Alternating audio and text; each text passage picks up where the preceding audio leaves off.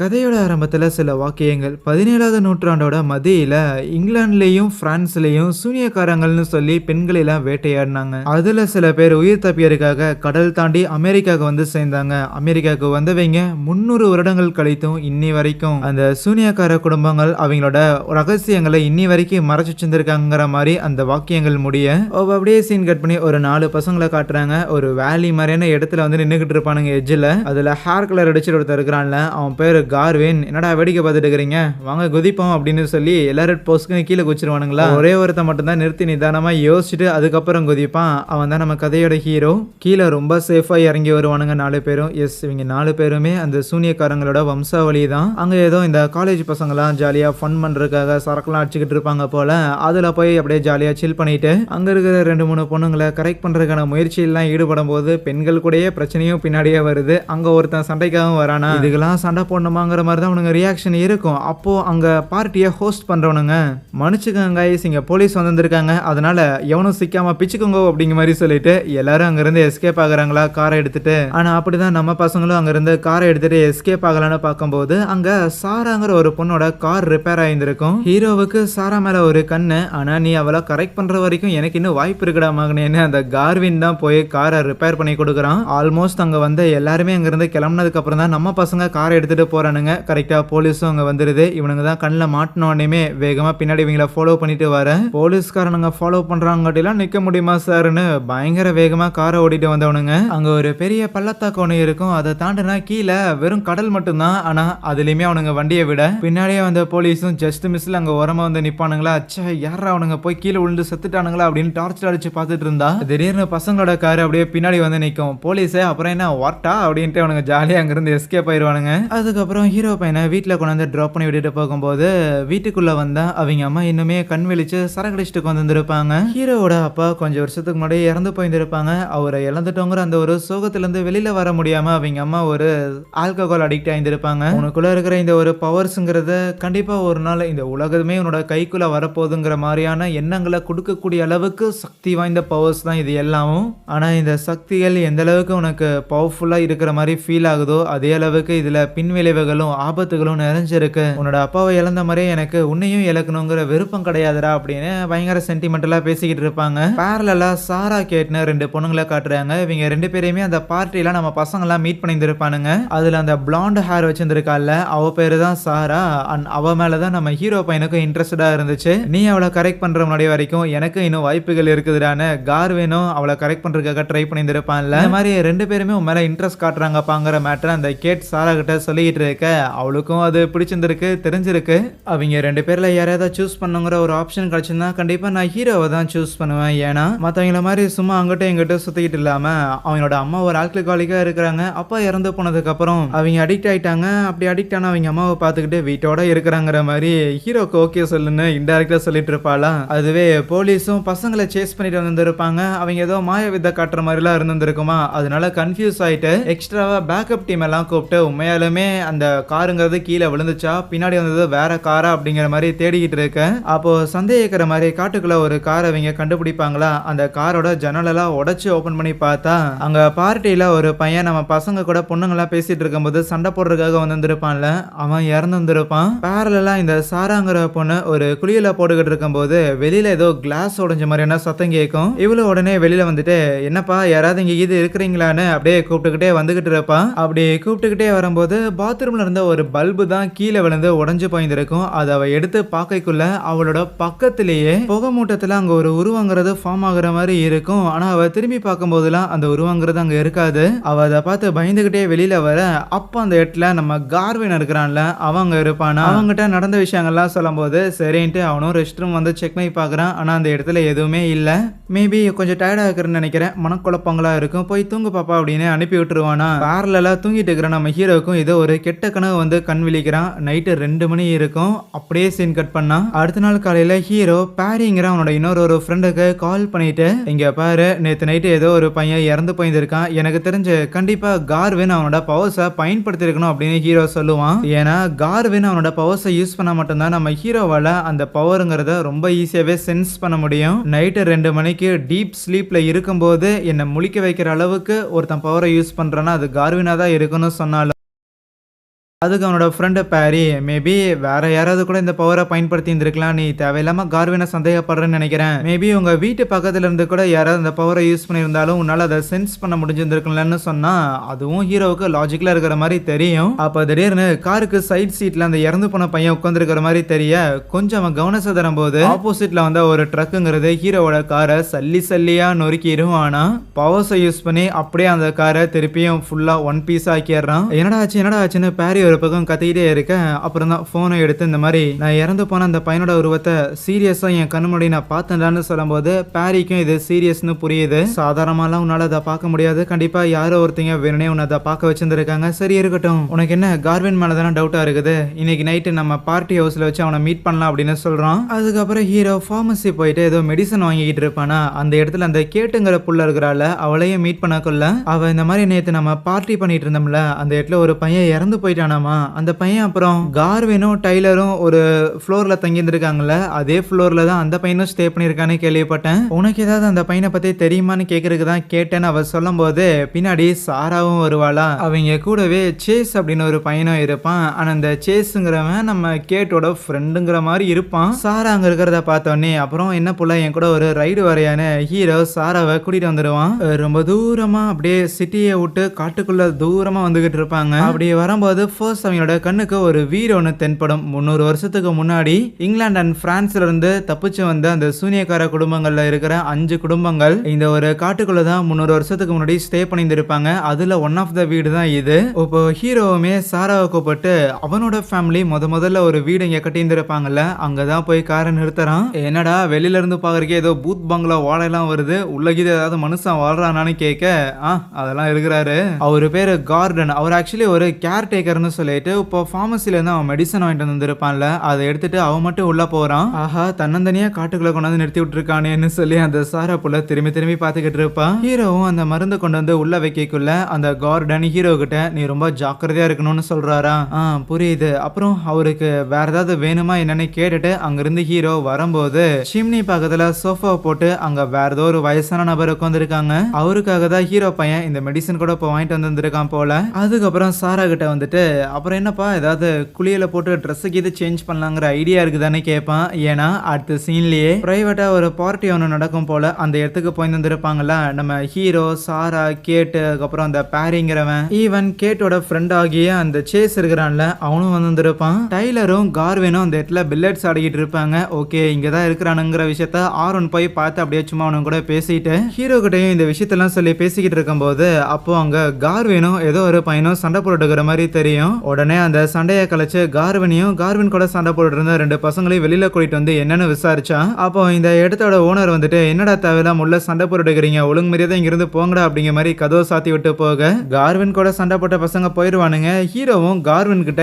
என்ன ஆச்சுன்னு விசாரிச்சா அவனும் நானும் பெட் கட்டினதுல நான் ஜெயிச்சிட்டேன், அதுக்கான காசு அவனுங்க கொடுக்க மாட்டேன்ட்டானுங்க அப்படின்னு சொல்லும் போது ஹீரோக்கு புரிஞ்சிருச்சு அந்த பெட்ல ஜெயிக்கிறதுக்காக இவன் கண்டிப்பா தன்னோட பவர்ஸை பயன்படுத்தி இருப்பான்னு. தேவையில்லாம உன்னோட பவர்ஸ் எல்லாம் இப்படி யூஸ் பண்ணிட்டு இருக்காத, உன்னால நாம எல்லாருமே மாட்டிக்கிறதுக்கான சூழ்நிலை வருண்டான்னு சொன்னா நீ ஒன்னும் எனக்கு பாடம் எடுக்கணுங்கிற அவசியம் கிடையாதுடான்னு ஹீரோட கையை பிடிச்சு முறுக்க ஆரம்பிப்பானா. கடுப்புல ஹீரோ அவனை அப்படியே தள்ளி விட்டுட்டு இங்க பாருடே அந்த பவரை யூஸ் பண்றதுங்கிறது ஒரு அடிக்ஷன் மாதிரி, அதை திருப்பி நீ பயன்படுத்த அதோட லிமிட்டேஷன் என்னங்கிறது கூட நீ மறக்க ஆரம்பிச்சிருவ. மறுபடியும் கார்வின் அங்க இருக்கிற ஒரு ஆயில் கேன் எடுத்து அடிக்கலான்னு இருக்க உன்னோட நான் ஸ்ட்ராங்னு உனக்கே தெரியும்லடான்னு ஹீரோ கார்வினை தூக்கி சொருவிடுவான். வெயிட்டா கொன்றுவான் போல. என்ன பேரி தான் ஹீரோவை தடுக்கிறானா, இருந்தாலும் ஹீரோ கத்திக்கிட்டே இருப்பான். என்னடே அன்னைக்கு நைட்டு பவரை யூஸ் பண்ணி இப்படிதான் தேவையில்லாத வேலையை பார்த்திருக்கேன்னு சொன்னதுக்கு அப்படியே மூஞ்சிக்கிட்ட வந்து நீ சொல்ற அன்னைக்கு நான் கண்டிப்பா அந்த பவரை யூஸ் பண்ணலடா அப்படின்னு மூஞ்சி மேலேயே கத்திட்டு போயிடுவானா. இருந்தாலும் ஹீரோவுக்கு மனசு கேட்கல. கண்டிப்பா கார்வின் போய் தாண்டா சொல்லியிருந்திருக்குன்னு நினைக்கும் போது சாரா வெளியில வந்துட்டு என்னடா ஏதாவது பிரச்சனையா, அப்புறம் என்ன கிளம்பலாமான்னு கேட்கும் போது ஹீரோவும் சரின்ட்டு அவளை கூட்டிட்டு வந்து அவ தங்கி இருந்திருக்க இடத்துல டிராப் பண்ணக்குள்ள இது வரைக்கும் எந்த ஒரு பொண்ணையும் எங்களோட ஃபேமிலி வீட்டுக்கு நான் கூப்பிட்டு போனது இல்லைன்னு ஹீரோ சொல்லுவானா. லைக் இன்டைரக்டா உன்னை நான் மத்தவங்கள இருந்து ரொம்ப வித்தியாசமா பாக்குறேன்னு சொல்லக்குள்ள அதை புரிஞ்சுக்கிட்டவளும் ஹீரோக்கு ஒரு உமாவை கொடுத்துட்டு கிரீன் சிக்னல் காட்டிட்டு கிளம்புறா. அன்னைக்கு நைட்டு சாரா அவளோட ரூம்ல தூங்கிட்டு இருக்கும் போது அப்போ ஒரு சிலந்திங்கிறது நேரா சாராவோட பெட்ல ஏறுமா. டக்குன்னு ஏதோ ஊறுற மாதிரி இருக்குடான்னு அவ்வளோ கண் விழிச்சிருவா. ஆனா போர்வையை விலக்கி பார்த்தா அவளோட கால் முழுக்க ஏகப்பட்ட சிலந்தி. பெட்டை விட்டு இறங்கினா அங்க தர முழுக்க சிலந்தியா இருக்கும். சீலிங் ஃபுல்லாவுமே சிலந்தியா தெரிய ஈவன் ஆப்போசிட்ல படுத்திருக்க அந்த கேட்டு இருக்கிறாள் அவளோட மூக்கு வழியா ஒரு சிலந்தி போய் தலை வழியா வெளியில வர மாதிரி ஒரு கனவு கண்டு எந்திரிக்கிறா. பேரலா ஹீரோ பையனும் அப்படியே தூக்கத்திலிருந்து எந்திரிக்கும் போது அவனுக்கு கால் ஒன்று வருமா, யாரான்னு அட்டன் பண்ணி பேசினா பேரியா தான் இருக்கும். அவனும் வீட்டில் ஹீரோ மாதிரியா தான் வேர்த்து கொட்டி உட்காந்துருப்பான். டேய் உன்ன மாதிரியே எனக்கும் அந்த இறந்து போன பையனோட உருவங்கிறது தெரிஞ்சிச்சு. கண்டிப்பா யாரோ ஒருத்தங்க அவங்களோட பவர்ஸை யூஸ் பண்ணி நம்ம கிட்ட விளையாடுறாங்கடா. கூடிய சீக்கிரம் அது யாருங்கிறத நம்ம கண்டுபிடிச்சி ஆகணும்னு முடிவெடுக்கிறானுங்க. அடுத்த நாள் எல்லாரும் கிளாஸ் அட்டன் பண்றதுக்காக வந்திருப்பாங்களா. ப்ரொஃபசர் கிளாஸ் ஆரம்பிக்கிறதுக்கு முன்னாடியே ஹீரோவை பார்த்து உங்களோட ஒரு முக்கியமான விஷயத்தை பத்தி பேசி ஆகணும், அதனால கிளாஸ் முடிஞ்சதுக்கு அப்புறம் என்ன மீட் பண்ண சரியான்னு தான் கிளாஸையே ஆரம்பிக்கிறாரு. அதே மாதிரி அதுக்கப்புறம் அந்த ப்ரொஃபஸரையும் போய் மீட் பண்ணக்குள்ள அவரு அந்த நியூஸ் பேப்பர்ல அந்த பையன் இறந்து போயிருப்பாங்கிற நியூஸ் வந்திருக்கும்ல, அதை காமிச்சிட்டு இதுக்கு உங்களுக்கு ஏதாவது சம்மந்தம் இருக்கான்னு கேட்டா வாய்ப்பே இல்ல தல, இந்த மேட்டருக்கு எங்களுக்கும் ஒரு துளி கூட சம்மந்தமே இல்லைன்னு ஜகாவாங்க. ஓகே இதுக்கும் உனக்கும் எந்த ஒரு பிரச்சனையும் இல்லைன்னு தெரியுது, இருந்தாலும் நேத்து நீங்க ஒரு பார்ட்டி பண்றேன்னு போயிட்டு அங்க ஏதோ சண்டை போட்டு இருந்திருக்கீங்கல்ல, தேவையில்லாத சண்டைகள்ல நீங்க இறங்கிட்டு இருக்கிறீங்க. ஆனா நீங்க சண்டை போறது ஒரு பக்கம் இருக்கட்டும், இந்த சேஸுங்கிற ஒரு பையன் இருக்கிறான்ல அவனையும் நீங்க தேவையில்லாம உங்க கூட எதுக்கு கூட்டிட்டு போனீங்க அப்படின்னு கேட்பாரு. லைக் அந்த சேஸுங்களோட பேரண்ட்ஸ் வந்து பயங்கர பெரிய கை போல, நல்லா படிப்பான், நல்ல பசங்க கூட சேருவான், நல்ல பிஹேவியர்ஸ் கத்துக்குவான்னு சொல்லி தான் அவனோட பேரண்ட்ஸ் இங்க சேர்த்து விட்டு போயிருக்காங்க. அதனால இனிமேல இந்த சண்டை போட்டு சுத்திட்டு இருக்கிறது இது எல்லாத்தையும் கை விட்டுருங்க சரியான்னு மிரட்டுறாரு. அதுக்கப்புறம் ஒரு ஸ்விம்மிங் கிளாஸ் இருக்கும் போல ஹீரோவும் பேரியும் ட்ரெஸ் எல்லாம் சேஞ்ச் பண்ணிட்டு வரும்போது ஆல்ரெடி கார்வினும் டைலரும் அங்கதான் இருப்பாங்க. என்னடா வாத்தி எதுக்கு கூப்பிட்டானே கேட்டா, நேத்து அந்த பார்ட்டியில் நடந்த சண்டை இருக்குதுல்ல அது எவனோ போட்டு கொடுத்துருக்கான்னு நினைக்கிறேன், அவன் எவனை பிடிச்சி அவன் டவுசர் உரி ஓடணும்னு பேசிக்கிட்டு இருப்பானுங்க 4 பேரும். லாக்கர் ரூம்ல எல்லாரும் ட்ரெஸ் மாத்திக்கிட்டு இருக்க அங்க ஒரு பையன் இந்த சேஸுங்கிறவன்ட்ட வம்பு எழுப்பானா, அவன் மேல இருந்து கையெடுத்துட்டு இல்லைன்னா நாங்க வர வேண்டியதா இருக்குன்னு ஹீரோ அங்க இருந்து குரல் கொடுக்க டக்குன்னு அந்த சேஸ் பார்த்தா அவனை அடிச்சவனையே திருப்பி அடிச்சுட்டு ஹீரோ கிட்டே வந்து ஒன்னும் பிரச்சனை இல்ல பாய் பாத்துக்கலாங்கிற மாதிரி ஹைஃபை எல்லாம் கொடுத்துட்டு போறானா. ஆனா நம்ம பேரி ஒரு மாதிரி சேஸை முறைச்சுக்கிட்டே இருப்பான். ஏன்னா அன்னைக்கு நைட்டு தான் தெரியும் ஆக்சுவலி நம்ம பேரியும் அந்த கேட்டும் ரிலேஷன்ஷிப்ல இருக்கிறாங்க போல. ஆனா அந்த சேஸ் பையனை உன்னோட ஃப்ரெண்டுன்னு சொல்லிட்டு நீ கூட வச்சு சுத்திட்டு இருக்கிற பாத்தியா, அதுதான் என்னால ஏத்துக்கவே முடியல. நீ அவனை எப்படி வேணாலும் பாத்துக்கோ, ஆனா அவன் உன்னை ஃப்ரெண்டா பாக்குற மாதிரி எனக்கு தெரியலங்கிற மாதிரி பேரி கத்திட்டு சண்டை போட்டு அங்க இருந்து போயிருந்திருப்பான். அதுவே ஹீரோவும் சாராவும் இங்க வெளியில போயிட்டு வந்திருப்பாங்க போல. சாரா ஒன்ஸ் ரூமுக்கு வந்தோடனே இன்னைக்கு பேரி என்னென்னலாம் வந்து பண்ணிட்டு போனா அப்படின்னு சொல்லி பயங்கரமா கேட்டு புலம்பிக்கிட்டு இருப்பாளா சாரா கிட்ட. ஒருவேளை இனிமேல் இந்த பேரி பையன் செட் ஆக மாட்டானோ, வேற யாரையாவது இது பார்க்கணுமோ அப்படிங்கிற மாதிரிலாம் யோசிக்க ஆரம்பிச்சிருவா. அதுவே ஹீரோ பையனுக்கு தூக்கத்தில் இருக்கும்போது மறுபடியும் அதே உருவத்தை பாக்குறான். அன்னைக்கு ஸ்விம்மிங் கிளாஸ் நடக்கும்போது பசங்க எல்லாரும் போட்டி போட்டுக்கிட்டு இருப்பாங்களா, சேஸும் ஹீரோவும் ஓகே நம்ம எப்படி ஒரு ஃப்ரீ ஸ்டைல் போட்டுக்கலாமான்னு 2 பேரும் மட்டும் அங்க ஸ்விம்மிங் பூல்ல இறங்கி நீச்சல் அடிச்சுக்கிட்டு வரும்போது ஆல்மோஸ்ட் பாயிண்ட் கிட்ட வரக்குள்ள அந்த சேஸ் ஹீரோ மேல அவனோட பவர்ஸ் யூஸ் பண்ற மாதிரி தெரிய ஹீரோ பையன் அங்க தோத்து போயிருந்துருவானா. அதுக்கப்புறம் மயங்கிருப்பான் போல. பசங்களாம் வெளியே இழுத்து போட்டு மாமி சேஸ் மட்டும் உன்னை கையை பிடிச்சி தூக்கலன்னு வையன், மொத்தமா மூச்சு இழுக்கிறங்கிற பேர்ல தண்ணி உள்ள இழுத்து பரலோகம் போயிருந்திருப்பேன் அவனை கலாய்ச்சிட்டு இருப்பாங்க. ஆனா அடுத்த பீரியட்ல இருந்து ஹீரோவோட கண்ணுங்கிறது அந்த சேஸ் மேலேயே இருக்கும். என்னமோ தப்பா இருக்கேன்னு அவனையே பார்த்துட்டு இருப்பான். கிளாஸ் நடந்துகிட்டு இருக்கும் போதே பிரின்சிபல் அந்த சேஸுங்கிற பையனை கூப்பிட்டு விட்டு இருந்திருப்பாரு. அதனால அவனும் போய் மீட் பண்ண. இப்போ ரீசெண்டா ஒரு பையன் காருக்குள்ள வச்சு காட்டுல இறந்து போயிருந்தான்ல, அந்த பையனோட காரை ஒன்ஸ் அவங்க வீட்டுக்கு ரிட்டர்ன் பண்ண உடனே அந்த பையனோட பேரண்ட்ஸ் இந்த கார்டை அதுல கண்டுபிடிச்சாங்களாமான்னு அவனோட ஸ்டூடெண்ட் ஐடி கார்டை கொடுப்பாங்களா. ஆனா அந்த ஐடி கார்டை ரொம்ப கேஷுவலா வாங்கின சேஸும் ஓ இது அவனோட கார்ல தான் கடந்துச்சா, ஓகே சார் நானும் எப்போ தொலைஞ்சு போயிடுச்சுன்னு நினைச்சேன்லாம் சொல்லிட்டு இருக்கேன். பிரின்சிபலா இந்த விஷயத்த பெருசா எடுத்துக்காம அது இருக்கட்டும், நீ இப்போ ரீசெண்டா ஹீரோ கூடயும் அவன் கூட இருக்கிற பசங்க கூடயும் சுத்துற மாதிரி தெரியுது, அது உன்னோட விருப்பம் தான், இருந்தாலும் அவனும் கூட சுத்துறத கொஞ்சம் அவாய்ட் பண்ணிக்கிட்ட உனக்கு நல்லா இருக்குன்னு சொல்லி ஒரு அட்வைஸ் போடுவாரு. அன்னைக்கு நைட்டு ஹீரோவும் பேரையும் மழை பெஞ்சுக்கிட்டு இருக்கும் போது கொட்டுற மலையில அகாடமிக்கு வெளியில நின்னுகிட்டு இருப்பானுங்களா. இன்னைக்கு ஒரு முக்கியமான வேலையா நாங்க அகாடமிக்கு வந்திருக்கோம், அந்த வேலையை முடிச்சதுக்கு அப்புறம் முடிஞ்சா கால் பண்றேன், நம்ம 2 பேரும் மீட் பண்ணலாம் சரியா அப்படின்னு சொல்லிட்டு செவரேறி குதிக்க போக அந்த பேரி புலம்பிக்கிட்டே இருப்பான்டே, என் ஆளு கேட்டு போன் எடுக்க மாட்டேன்ட்டாடா, உன் ஆள் அந்த சாரா கிட்ட கேட்டு என் புள்ள அந்த கேட்டு என்ன பண்றா அப்படின்னு கேட்டு சொல்றா அப்படின்னு பின்னாடியே வருவானா. பிளஸ் எதுக்குடா அப்படி காரணமே சொல்லாம கொட்டுற மலையில அன்டைம்ல இப்படி ஆபீஸ் ரூம் வச்சு உள்ள போகணும்னு சொல்றியடா, என்ன காரணம்லாம் கேட்டா, ஏப்பா கேள்விக்குறி அந்த சேஸ் இருக்கிறான்ல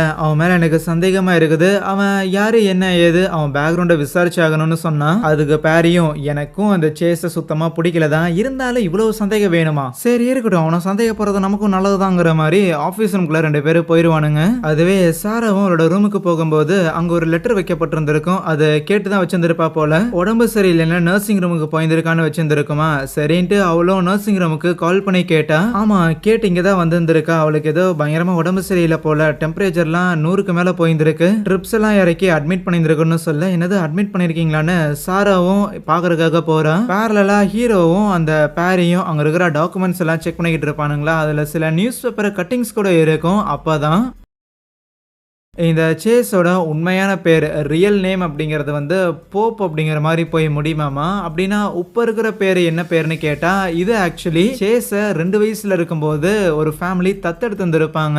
அப்படின்னா சேஸோட பேரண்ட்ஸ்ங்கிறது சேஸ் 2 வயசு இருக்கும்போது இறந்து போயிருக்காங்க உண்மையான ஃபேமிலிங்கிறது. ஆனா அவனை தத்தெடுக்கப்பட்ட அந்த ஒரு ஃபேமிலியுமே அவனுக்கு இப்போ ரீசெண்டா 18 வயசு ஆகும்போது அன்னைக்கு ஒரு கார் ஆக்சிடென்ட்ல இறந்துருக்காங்க.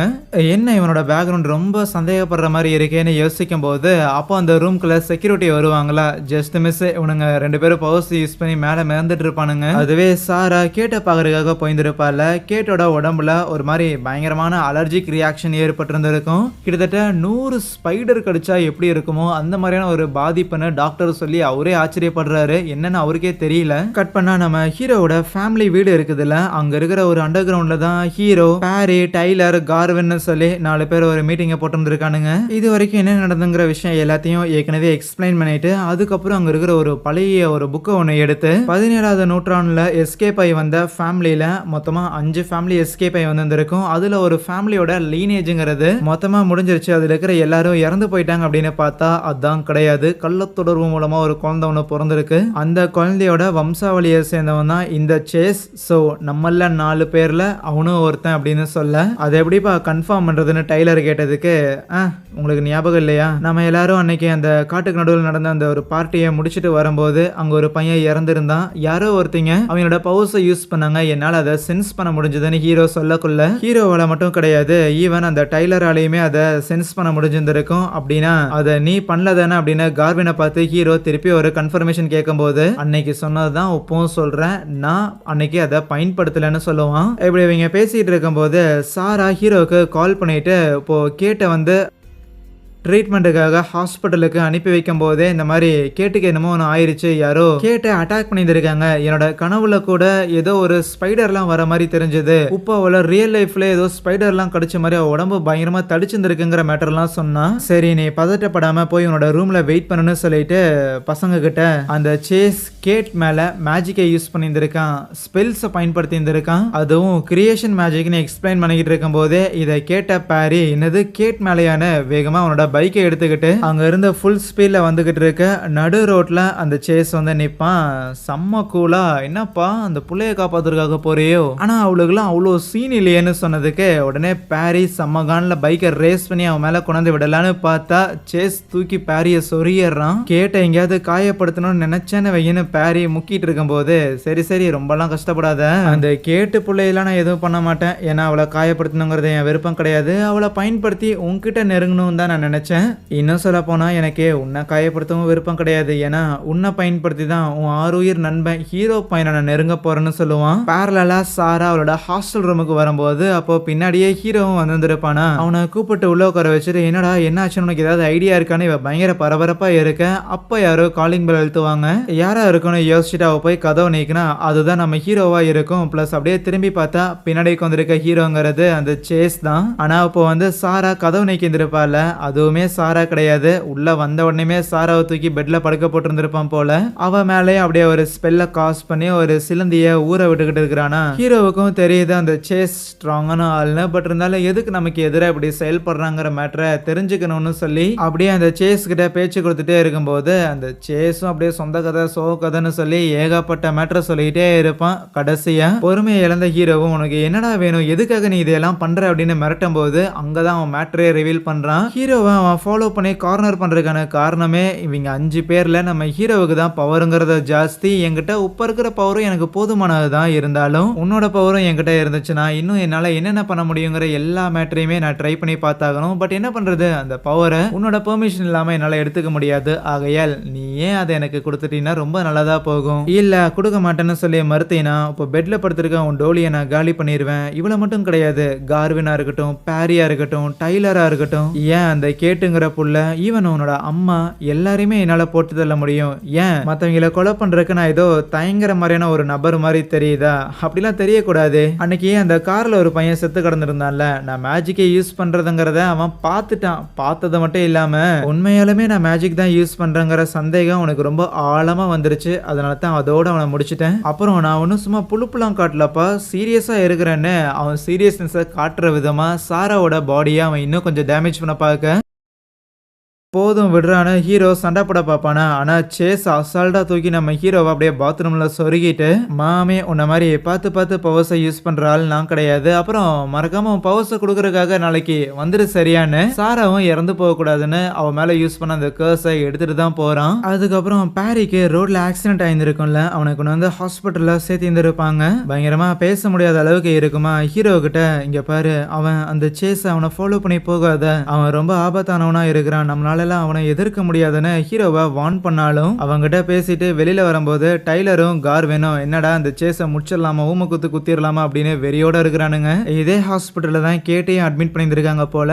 கேட்டு எப்படி இருக்கிறான்னு சாரா கிட்ட விசாரிக்கும் போது உயிருக்கு எந்த ஒரு ஆபத்தும் இல்லைன்னு சொன்னாங்க, ஆனா இன்னும் கான்சியஸுக்கு வரலன்னு சொல்லிட்டு 2 பேரும் அங்க ஓரமா உட்காந்துருக்க. கேட்டுக்கு இந்த மாதிரி ஆனது, இதுக்கு பின்னாடி ஏதாவது ஸ்பெல்ஸ் இருக்குதா, ஏதாவது மாய மந்திரம் மாதிரி இருக்குதா அப்படின்னு சாரா கேள்வி கேட்க, சரி இதுக்கு மேலேயும் சாரா கிட்ட இதெல்லாம் மறைக்கிறதுல இல்லைன்னு ஹீரோ அடுத்த நாள் காலையில் ஆகும்போது நேரா அவனோட பூர்வீக வீடு ஒன்று இருந்துச்சுல, அந்த பழைய வீடு காட்டுக்கு நடுவுல அங்க கூட்டிட்டு போறான். சாராவை உள்ள கூட்டிட்டு போகும்போது அந்த கார்டன் எதுக்கே அப்படி பண்றீங்க அப்படின்னு ஹீரோ கிட்ட கேட்டாலும் தெரிஞ்சுதான் பண்றேன், ஒன்னும் பிரச்சனை கிடையாது, நம்ம புள்ளதான்னு சொல்லிட்டு அங்க சோஃபால ஒரு நபருக்கு வந்திருப்பார்ல, அவரை கூட்டிட்டு போய் காட்ட அவரோட உடம்பே வந்து பயங்கரமா வயசான மாதிரி கிட்டத்தட்ட 90-100 வயசு இருக்கிற ஆள் மாதிரி தெரியுது. ஆனா அவரு ஆக்சுவலி 44 வயசான நம்ம ஹீரோவோட அப்பாவா இருக்கும். என்னது உன்னோட அப்பாவான்னு சாராக்கு ஒரே அதிர்ச்சி. அதுக்கப்புறம் சாராவை வெளியில கூட்டிட்டு வந்து சில விஷயம்லாம் எக்ஸ்பிளைன் பண்ணுவான். ரொம்ப முக்கியமா 17வது செஞ்சுரிக்கு மத்தியில இவங்க எஸ்கேப் ஆகி வந்திருக்காங்கல்ல, இவங்க ஒரு சூனியக்கார குடும்பம் அப்படின்னும், இந்த குடும்பத்துல பிறக்கிற எல்லா குழந்தைங்களாலையும் 13 வயசு வரும்போது இந்த மாதிரியான மந்திர சக்திகளை உணர முடியும். அவங்களுக்கு 18 வயசு ஆகும்போது அவங்களோட மொத்த மந்திர சக்தியும் மெச்சூர்ட் ஆகும். அவங்களால இன்னுமே அவங்களோட ஃபுல் பவர்ஸை யூஸ் பண்ணிக்க முடியும். ஆனா அந்த ஃபுல் பவர்ஸ் அப்படிங்கிறது, அந்த பவர் அப்படிங்கிறதே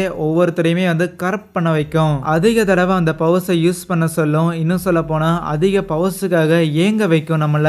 சில பேரால அந்த பவர்ஸை கண்ட்ரோல் பண்ண முடியும், என்ன மாதிரியோ இல்லனா என் கூட இருக்கிற மற்ற பசங்க மாதிரியோ. ஆனா இன்னும் சில பேரால அந்த பவர்ஸை கண்ட்ரோல் பண்ண முடியாம போகும். அப்படி கண்ட்ரோல் பண்ண முடியாம போன ஒரு நபர் தான் எங்க அப்பா.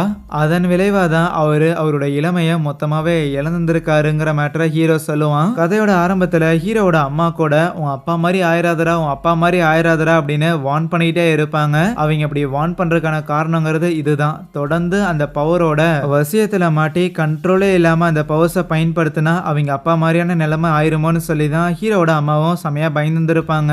அடுத்தது ஹீரோ வீட்டுக்கு போகும்போது அங்க கார்வின், டைலர், ஹீரோட அம்மான்னு சொல்லி எல்லாருமே அந்த சேஸ் ஒரு பவர்ஃபுல்லான ஆள் மாதிரி தெரியறான். என் தம்பி தேவையில்லாம அவன் கூட போய் சண்டை போட்டுக்கிட்டு வேணும்னா உன் அப்பா கிட்ட இருக்கிற பவரை உனக்காக நான் வாங்கி கொடுக்கட்டா அப்படின்னு கேட்கும்போது, இல்ல அது தேவை கிடையாது, எனக்கு 18 வயசு ஆகும்போது தான் என்னோட ஃபுல் பவருங்கிறது வரும். இன்னைக்கு தான் எனக்கு 18 வயசு ஆக போகுது. அப்படி எனக்கு ஃபுல் பவர் கிடைக்கும் போது என்னோட பவரை வச்சே கண்டிப்பா அவன் என்னால தோக்கடிக்க முடியும்னு அவங்க அம்மாவுக்கு நம்பிக்கை கொடுக்குறான். ஆனா அதுக்கப்புறம் சாராவுக்கு எதுவும் ஆகக்கூடாதுன்னு சொல்லி சாராவுக்கு பாடி கார்டா இருக்கிற மாதிரி கார்வின் அண்ட் டைலர் இவங்க 2 பேரும் கூட ஏதாவது சாராவை அனுப்பி வைக்க, அவங்க 3 பேருமே இப்ப அகாடமி தான் வருவாங்க. அங்க அகாடமில ஏதோ ஒரு நைட் ஃபங்க்ஷன் நடந்துகிட்டு இருக்குது போல. அதே இடத்துல சாராவை சேஃபா பாத்துக்கங்கடா அப்படின்னு தான் ஹீரோ விட்டுருந்துருப்பான். இப்ப கூட கால் பண்ணி என்னடா சேஃபா அகாடமியை ரீச் பண்ணிட்டீங்களான்னு கேட்டான்.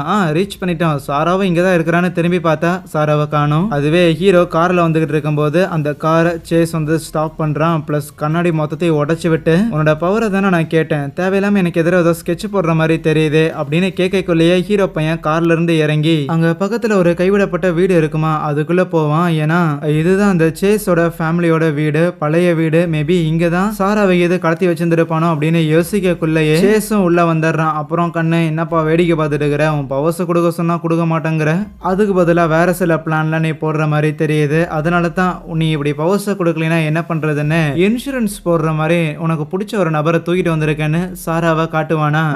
நீ வேணும்னா என் கூட சண்டை போட்டு உன்னை காப்பாத்திக்கோ, ஆனா சாராவை காப்பாத்த போனேன்னா சங்க எடுத்துருவேன். அப்புறம் என்ன ஆரம்பிப்பமான 2 பேரும் அங்க பயங்கரமா சண்டை போட ஆரம்பிக்கிறானுங்க. அந்த சேஸுக்கு ஏற்கனவே 18 வயசு ஆயிருந்திருக்கும், அதனாலேயே அவனோட ஃபுல் பவர்ஸ் அவன் அச்சீவ் பண்ணியிருந்திருக்கான். அது மட்டும் இல்லாம சேஸோட பயாலஜிக்கல் ஃபாதர் இறந்து போறதுக்கு முன்னாடி அவரோட பவர்ஸையுமே இவனுக்கு கொடுத்துருப்பாரு. அதுவும் ஒன் ஆஃப் த ரீசன் சேஸுக்கு இந்த அளவுக்கான பவர் அதிகமா இருக்கிறது. ஹீரோ பையனை தூக்கி வச்சுட்டு டே சீக்கிரம் பவர்ஸை டிரான்ஸ்ஃபர் பண்ணி விடுறான்னு சொல்லிட்டே இருக்க கரெக்டா 12 மணியும் ஆகும். சடனா எங்கேயோ இருந்து வந்த மின்னலுங்கிறது ஹீரோ மேல விழுகும். விச் மீன்ஸ் அவனோட ஃபுல் பவரை அவனோட 18 வயசு ஆனங்காட்டி அவன் அச்சீவ் பண்றான். சேஸுமே அதை பார்த்து எக்ஸைட் ஆயிட்டு, பரவாயில்லையே 18 வயசு ஆயிடுச்சா, ஃபுல் பவர் கிடைச்சிருச்சா, சரி சரி சட்டு போட்டுன்னு அண்ணனுக்கு மாத்தி விடுவியாமனு கேட்டா, அந்த பவர் எல்லாமே ஹீரோக்கு கிடைச்சங்காட்டி கொஞ்சம் அந்த இடத்துல அவன் சிரமப்பட வேண்டியதா இருக்கும். இருக்கும். ஆனா அதை கொடுப்பானானா கிடையாது. பவர் கிடைச்சதே போதுண்டான முதல்ல சேஸை அட்டாக் பண்ண ஆரம்பிக்கிறான். கண்டிப்பாக உங்ககிட்ட இருந்து அவ்வளோ ஈஸியாக பவர்ஸை எடுக்க முடியாதுன்னு எனக்கு தெரியும். இருந்தாலும் இவ்வளோ மெனக்கட வெப்பையாடா அப்படின்னு கிண்டல் பண்ணிட்டு அந்த சேஸ் எந்திரிக்கைக்குள்ளேயே அவன் திரும்பி பார்க்கறதுக்கு முன்னாடியே ஹீரோ பையன் திருப்பி அவனை தூக்கி போட்டு அடிக்க ஆரம்பிக்கிறான். மறுபடியும் 2 பேரும் மாறி மாறி அங்கே வீட்டில் அந்த ஏகப்பட்ட பொருட்கள்லாம் இருக்கும், அது எல்லாத்தையும் தூக்கி போட்டு அடிச்சுக்கிட்டு இருப்பானுங்க. ஆனால் அப்போ ஹீரோ யூஸ் பண்ண ஒரு பவர் அந்த சேஸ் அப்படியே பிடிச்சி திருப்பி நம்ம ஹீரோக்கு ரிவீட் அடிச்சு விட்டுருவானா, அவள் தான் அடி வாங்கின ஹீரோ கீழே படுத்துருவான். என்னதான் பயங்கரமான பவர்ஸ் இருந்தாலுமே அவங்களோட பாடிங்கிறது ஒரு நார்மலான ஹியூமன் பாடி மாதிரி தான் இருக்கும். செம்மையான அடி வாங்கிட்டாங்கன்னா படுத்துருவாங்க. இப்போ கூட ஹீரோவை பயம் காட்டுறதுக்காக அங்க பாத்தியா உன் ஆள் அப்படியே கொளுத்து விட்டுருவோம் பார்த்துக்க வெள்ளை துணியோட வச்சு. ஒழுங்கு மரியாதை அவன் பவர்ஸை கொடுறானே, ஹீரோ அப்படியே சட்டையை பிடிச்சி வெளியில தூக்கி எரிஞ்சிருவானா, அப்படியே பின்னாடியே வந்துட்டு ஹீரோவோட தலையை பிடிச்சி கமான் கமான் சொல்லு உன்னோட பவர்ஸை நீ எனக்கு கொடுப்பேன்னு சொல்றா அப்படின்னு குழந்தைக்கு வாய்ப்பாடு சொல்லி கொடுக்குற மாதிரி அவன் தொடர்ந்து இன்சிஸ்ட் பண்ணிட்டே இருக்க. பேரலா ஹீரோவோட அம்மா அவங்களோட ஹஸ்பண்ட் இருக்கிறாங்கல்ல, அவங்கள போய் மீட் பண்றாங்களா. மீட் பண்ணிட்டு இந்த மாதிரி உன் பையன் இப்படி ஒரு சண்டைக்கு போயிருந்திருக்கான், உனக்கு நான் சொல்றது புரியுதா இல்லையா, உன்னோட பவர்ஸை அதிகமா நீ பயன்படுத்தி தான் இந்த மாதிரி வயசான ஒரு தோற்றத்துக்கு வந்துட்ட. ஆனா அதே மாதிரியான ஒரு நிலைமை நம்ம பையனுக்கு ஏற்படக்கூடாது.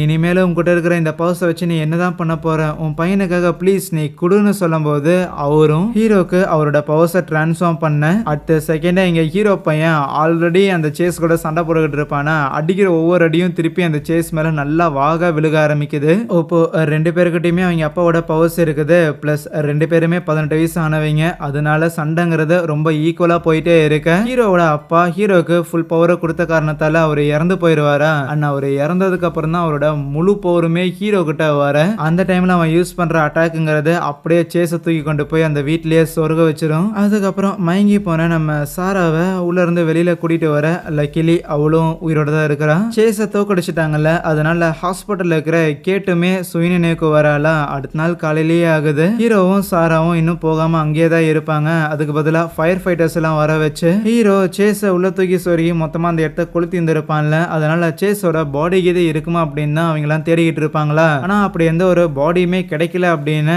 அவங்க ஃபயர் ஃபைட்டர்ஸ் வந்து சொல்லும் போது போத் ஹீரோவுக்கும் ஒன்றும் புரியல, சாராவுக்கும் ஒன்றும் புரியல. அப்படின்னா சேஸ் உயிரோட தான் இருக்கிறான், தப்பிச்சு போயிருந்திருக்கான். சரி இருக்கட்டும், அப்படி போனா போயிட்டு போறான், திருப்பி வந்தானா பாத்துக்கலாம் அப்படின்னு ஹீரோ சாராவை கூப்பிட்டு அங்க இருந்து கிளம்ப அங்கே இந்த ஒரு படத்தையும் முடிக்கிறாங்க. எனிவேஸ் கைஸ், கண்டிப்பா இந்த படம் இன்ட்ரெஸ்டிங்கா இருந்துக்கும்னு நினைக்கிறேன். அப்படி பிடிச்சிருந்துச்சுன்னா மறக்காம இந்த வீடியோக்கு லைக் கொடுத்துட்டு இதே மாதிரியான நிறைய படங்களை தொடர்ந்து பார்க்கறதுக்காக சேனலையுமே சப்ஸ்கிரைப் பண்ணி வைங்க.